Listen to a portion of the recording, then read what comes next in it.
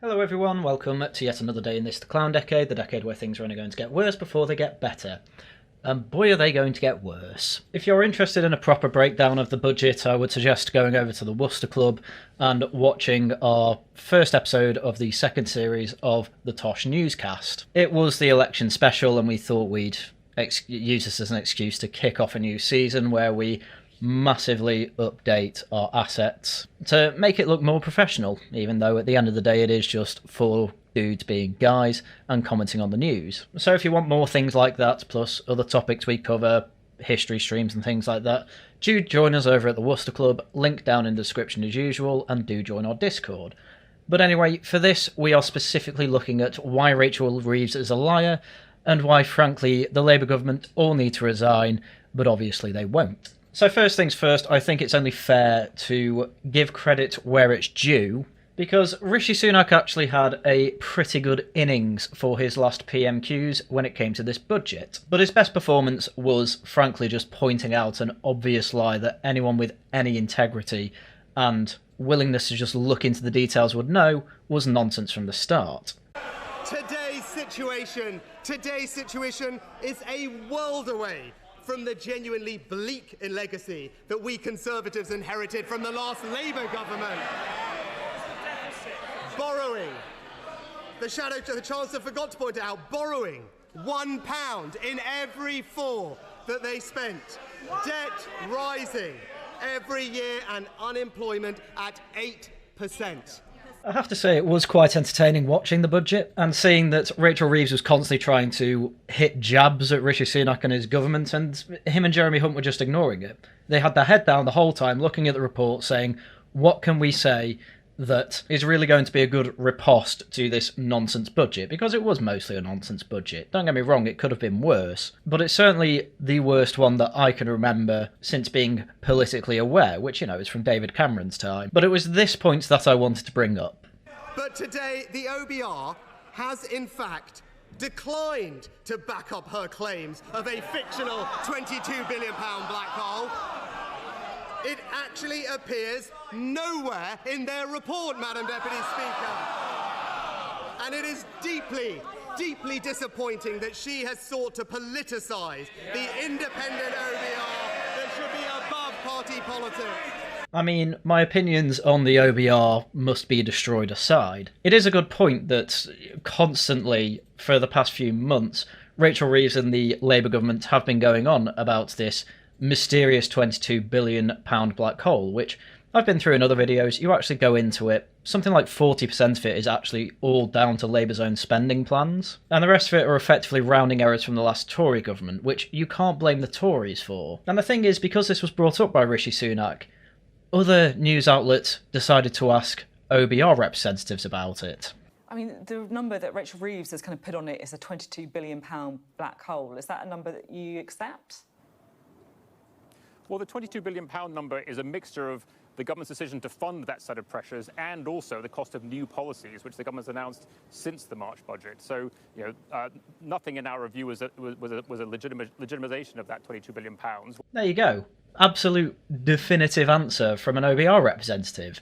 The £22 billion figure is complete nonsense. Nothing in the OBR budget is trying to blame the Tories on that. And as he's just said, it's based off spending policy that's been put forward by Labour and the Tories since the March budget. Now, yes, some of that is down to Tory decisions, sure. I think a large part of it was down to extra funding that had to go towards housing migrants in hotels. My God, I know, how ridiculous is that? But again, it was a rounding error. I go through it in other videos, but effectively we spent so much on it, and we had to spend so much more because people crossing the channel basically didn't believe that the Rwanda scheme was ever going to work, that they just kept coming over, and then the budget ballooned. Now, you can blame that in the Tories technically, but Labour have done nothing about it, so I'm not taking them at their word that it's the Tories' fault. What we did find is there was £9.5 billion worth of information about spending pressures that existed at the time of the March budget, but it was not disclosed.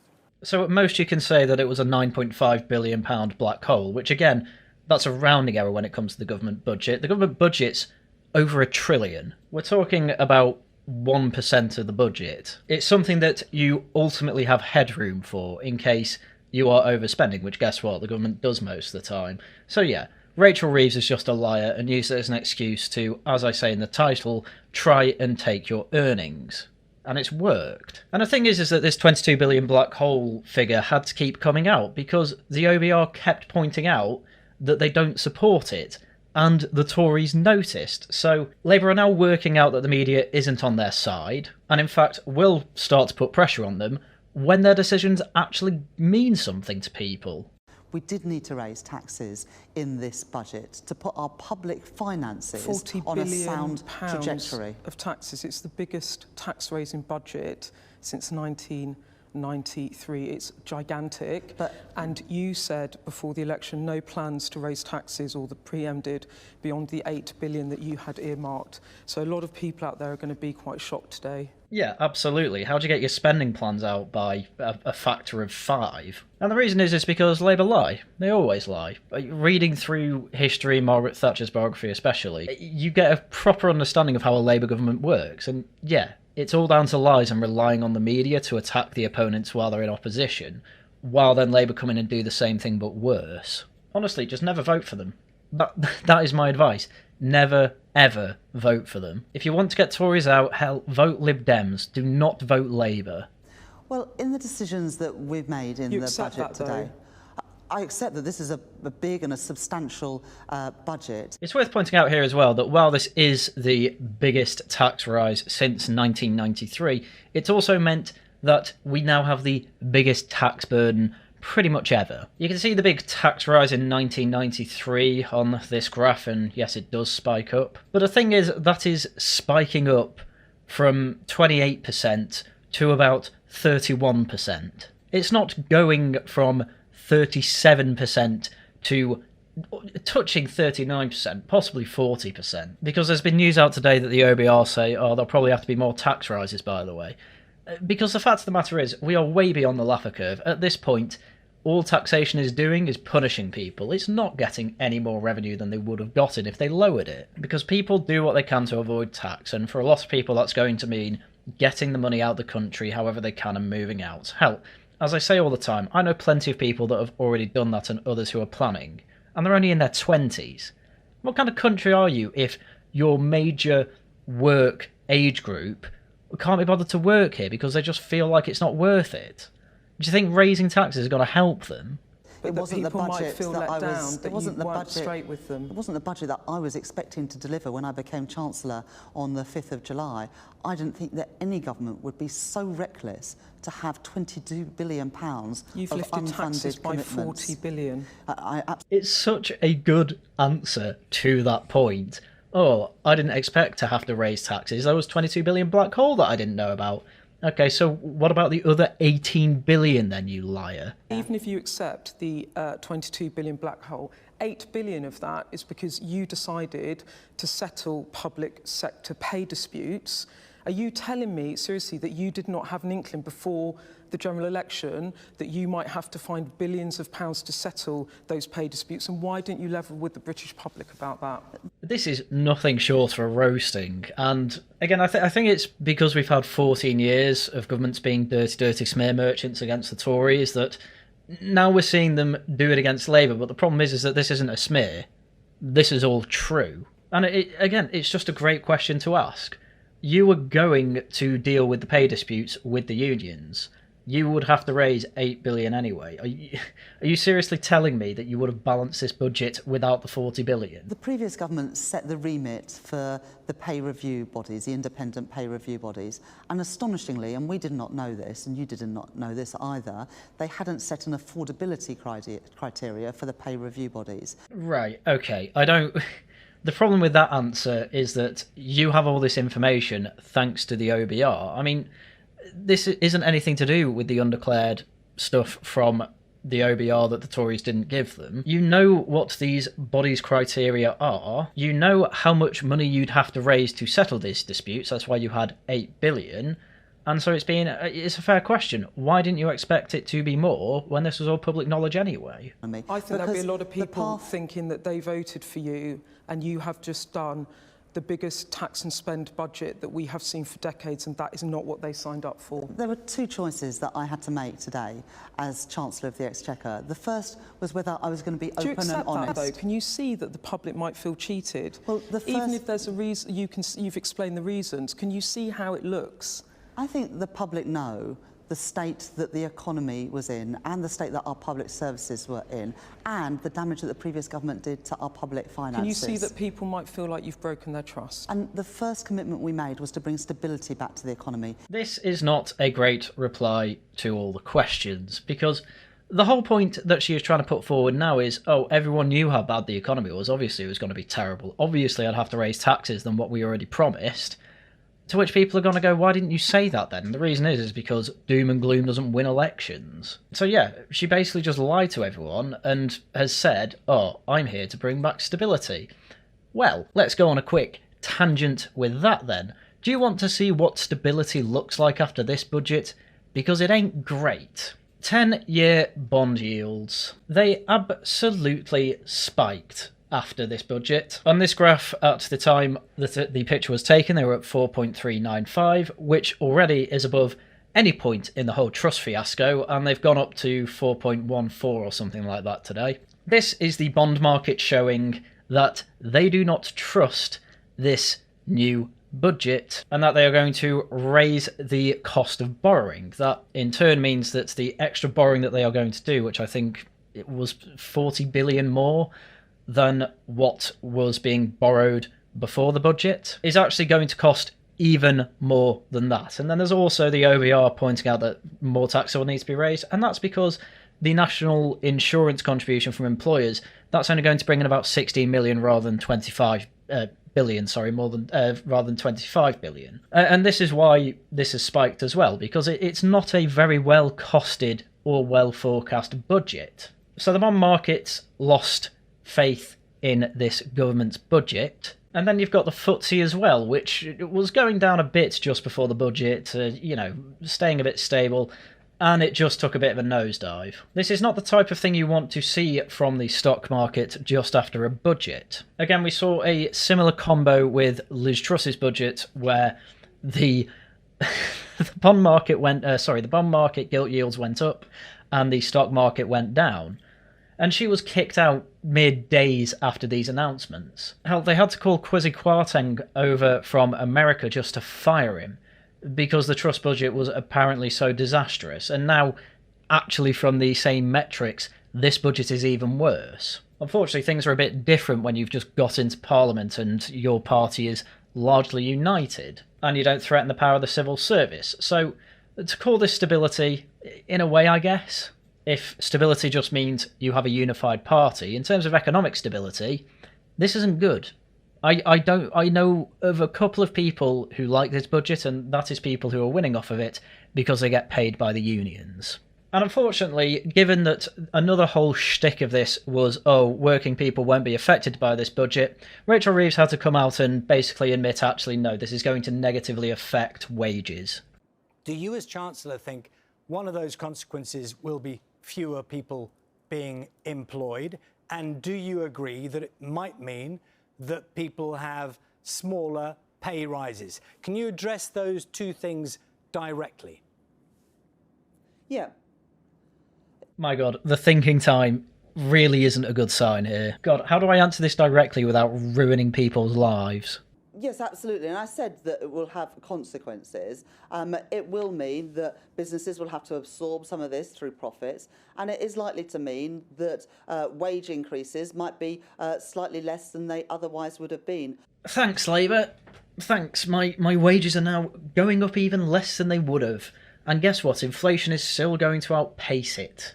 And that is if we're lucky. Another thing I may as well have a bit of a tangent on. The growth forecasts from the OBR were less than they were under the Tories. Worse than that, the whole of Labour cheered at the fact that, 5 years of growth, where inflation figures came out next to it and it was all at the target of 2%. The problem with that is that if inflation is higher than your growth rate, in real terms, your economy's shrinking. So that's bad in GDP perspective, but GDP isn't the best way to measure an economy, as we all know. The problem is that also the OBR said, we're expecting net immigration, I should say, to be about 315,000. So you add that on top, GDP per capita is going to take a sledgehammer. So yeah, you thought stagnation was bad under the Tories. Well, by the forecasts themselves, it is going to be worse under Labour. You have just got to hope that the OBR are underestimating those growth statistics. Problem is, they're probably overestimating. But overall, the Office of Budget Responsibility forecast that household incomes will increase during this Parliament. That is a world away from the last Parliament, which was the worst Parliament ever for living standards. Well, I mean, even that's questionable. So while the OBR did forecast a stronger nominal earnings growth this year and next year, you go down to the stuff that actually matters, the real earnings growth, and it's 2.4% this year, 1.2% next year, 1.1% and 0.7% points higher than in March respectively. So our wage growth is best this year, which is mostly thanks to the Tories because this stuff lags behind budget changes and things like that. However, it says real earnings stall in 2026 and 27 as firms rebuild margins and pass on the cost of higher employer NICs. This means we don't expect real wages to resume growing in line with productivity at around 1% a year until beyond the forecast horizon. So I guess real wages are ever so slightly better, but it's nothing to honk your trumpet about, I'd say. This still isn't what people want to hear, which is, man, my wages are going up by 5%. How's this happened? Oh, wow, productivity has actually increased. Why has that happened? Oh, because trains aren't using fax machines to communicate anymore, which, by the way, yes, is a real thing. Because of the unions, we need to destroy unions. And they also forecast that employment will increase and unemployment will decrease. These, for all intents and purposes, are practically stagnant figures. There's not much of a difference between, oh, employment was going to be 59.9%, but it's instead 60%. In 2029. And in fact, unemployment rate seems to completely level out at 4% no matter the forecast. So again, just total nonsense. We've been taxed £40 billion extra and your wages are not going to increase as much. All to have pretty much the same employment figures as last time anyway, so thanks for that. And again, I would not be shocked if these are terrible forecasts and unemployment actually goes up, because hiring people at minimum wage all of a sudden has become quite expensive. Anyway, that appears to be the general tactic from Rachel Reeves when being asked questions on this budget. It's, oh, you've massively increased taxes. You said you wouldn't. Why? Oh, Tories. Oh, well, the OBR is saying that whole blaming the Tories thing's nonsense, like what you're doing. Well, look, I couldn't tax working people. That's why I taxed employers. Oh, but you do realise that that's going to make hiring people even more annoying than it already was, because it's going to cost people even more to hire them. And now that you've raised minimum wage to, £1 extra or whatever, it's now going to cost companies 10% more to hire a single minimum wage person. And that's basically going to mean that 1 in 10 people on minimum wage has to get out or find a way to be 10% more productive. It's just, there is no way that is not going to increase unemployment. I don't believe the OBR. But anyway, whatever happens, it's quite clear that Rachel Reeves, being a pretty bad politician, is pretty blatant with her lies, but to be honest, anyone concentrating will have seen that in the past anyway, like me. What we basically have is a completely economically illiterate liar in charge of our budget.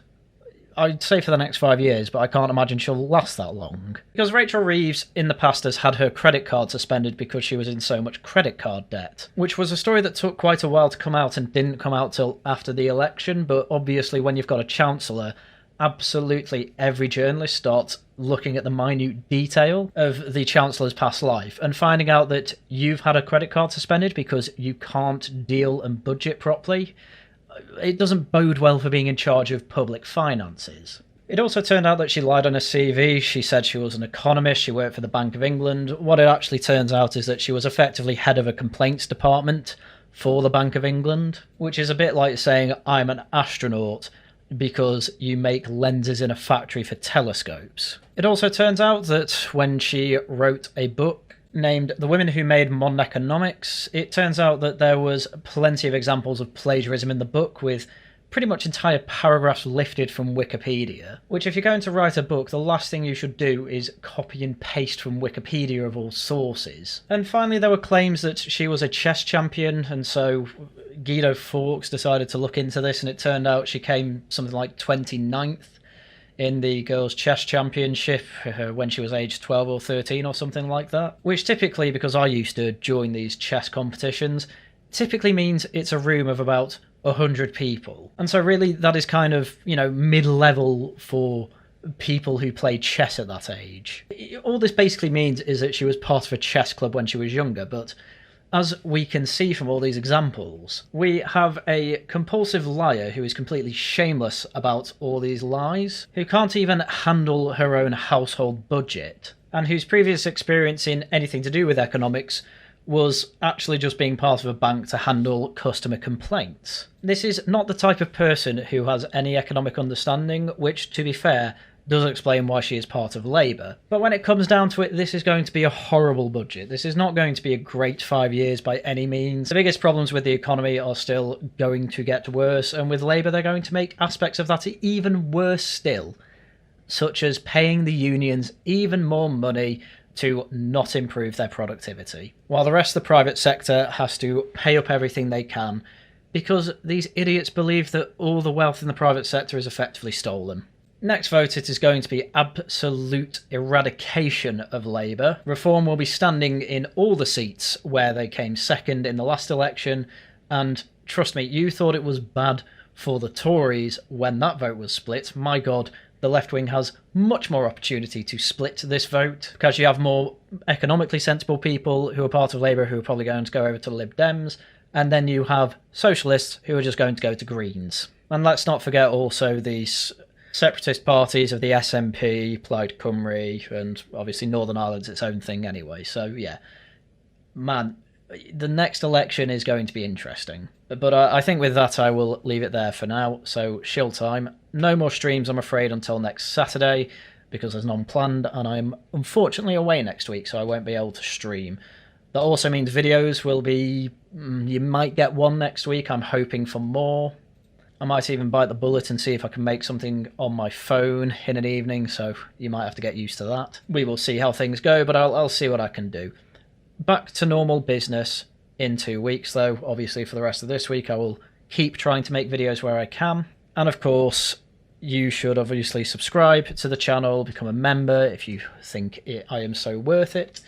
You should also join the Discord's link in the description down below, especially the Worcester Club, as mentioned before. And, of course, with that, that is everything I had for you for today. So once again, thank you very much for watching, and until next time, goodbye.